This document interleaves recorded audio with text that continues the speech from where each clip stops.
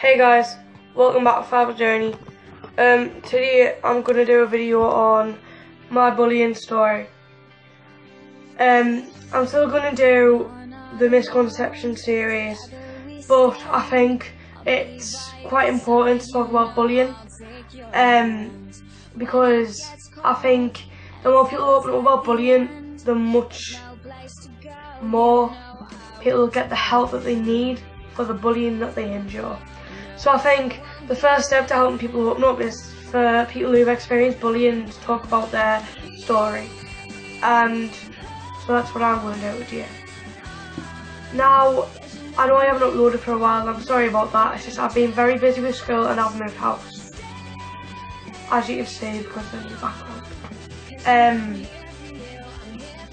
And I'm still going to do the misconception series, just you're not going to see a very regular upload schedule from me because I'm very busy at school, as you know. And so yeah, on with the video. Right, so it was around year 1 that the bullying started. These girls used to tie me to fences and pin me up against walls and all that. And this was very upsetting for me. And then by the end of year 1 I had to hang out with year 6 kids because the head of the school didn't think I could hang out with my own year.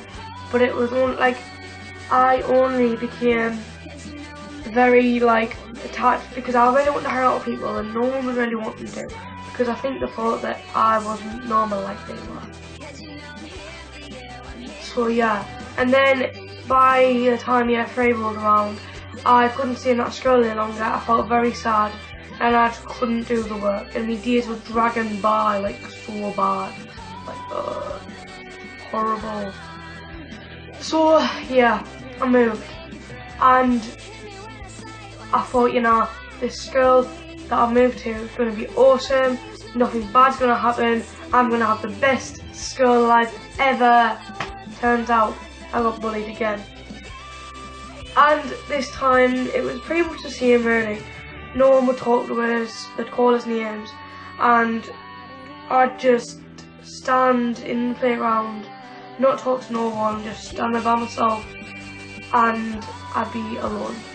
And then by the time year 4 rolled around, the bullying became physical and I moved to school again.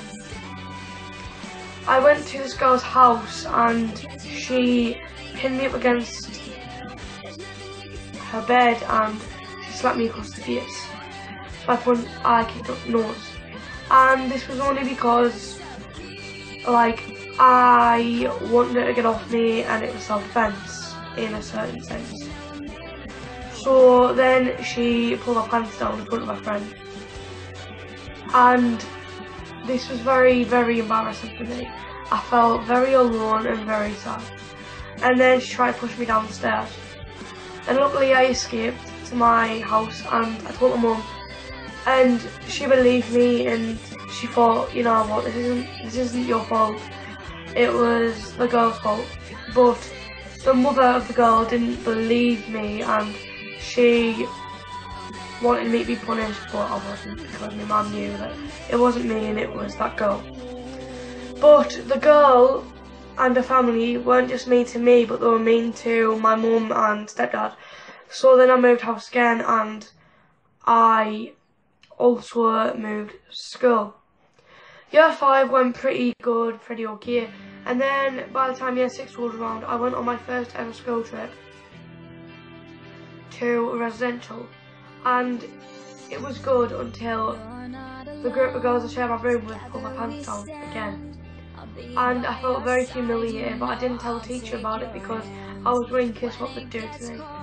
So I asked the teacher instead, can I move dorms to be in with some nicer girls? And she says, oh no, you're going to have to deal with it, you're just going to have to deal with all this until we go back to school. And I felt very, very neglected by this, and yes. So then when I got back to school I told the head teacher about it and she was very disgusted by this. She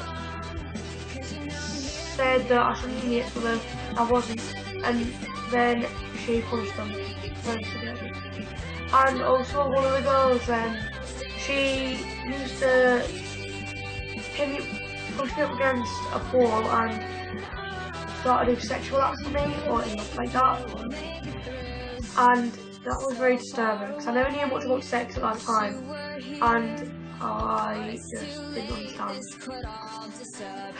So yeah, and then I moved school again to high school, and yeah, things got better. I still didn't have any friends. I walked around by myself, but I didn't get bullied at least. And now, in year 9, I have finally found friends who are in special ed, and I'm not really bothered about that because they can accept me for who I am and I can accept them for who they are. And I've found out that it doesn't matter who you are. The people that like you for who you are will come to you, and the people that don't, they won't come.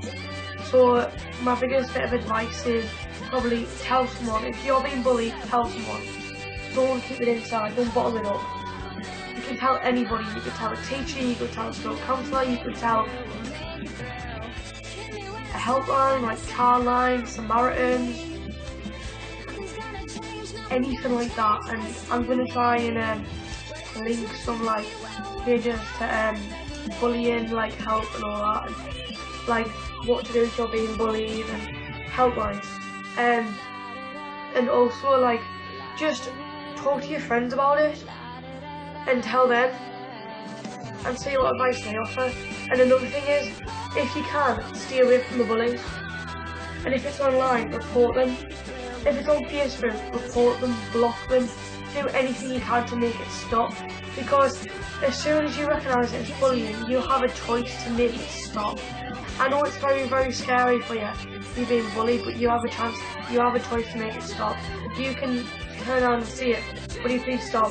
Will you please not do this because it's really upsetting me? And this could potentially help you prevent having mental health issues. Because for me, I didn't really tell, and when I did, things got better, but it's too late because I'm struggling with my mental health now, and I struggle with depression and I struggle with anxiety. But if you're young and you're going through bullying, you have a choice to make it stop. You can see, make it stop. Because a few years down the line, if you see, make it stop, and if you get the bullying stopped before it goes any further, you might not even struggle with mental health in the future. Yeah, you might, but it might not be bad. It might not be so bad. So you have a choice to make it stop. I made it stop, but it was too late for me not to struggle with mental health issues. So I'm urging you to make it stop, to tell someone you trust about the bullying you endure. And another thing is, if it's happening online, a thing to do so that you don't get bullied is you don't share your personal information. You don't share your passwords or anything like that, because the bully can easily go onto your account and hack and say horrible things. But the main thing is, tell someone, speak up, be heard, and make it stop. Because you have a choice. And also, if you see someone else getting bullied, try to persuade them and go and tell somebody. But if you're a witness of bullying, physical bullying, don't just stand there and watch. Don't be a passerby and just stand. Go and tell somebody. You could save someone's life one day, because bullying can lead to serious things like suicide, self-harm, and depression and anxiety. It can make your mental health deteriorate very rapidly and very badly. Bullying can have serious consequences on a person's life. It can cause them to have suicidal ideation, suicidal thoughts, and eventually go to suicide. And we don't want to lose any more people due to bullying and suicide, because people very young have committed suicide because they've been bullied to death. They have been bullied to the point where they can't take it anymore, and they've been put into a place where they can't get out of. They've digged a hole so deep they can't get out of it, so they choose suicide. They think suicide is the only way out. But let me tell you something, it's not the only way out. You have a choice to tell somebody and you can make it stop. You can get the help you need to work through your issues and make the bullying stop. Please, whatever you do, talk about the bullying and please make it stop. You can live a happy life if you just make that bullying stop. Because bullying isn't a nice thing to go through, and I know that. And anyone who's watching this, who's being bullied, will know that it's horrible and it's better to tell somebody. I know it's really scary and I can gather that, but once you tell someone, they can't hurt you anymore. You're safe. You are safe with whoever you tell. Because once you tell someone, they can't hurt you anymore because that person can help you do something to stop the bullying. Thanks for watching, guys. I hope that my bullying story has helped you to open up about your bullying story and eventually get help if you're being bullied. Thanks for watching Fam's Journey.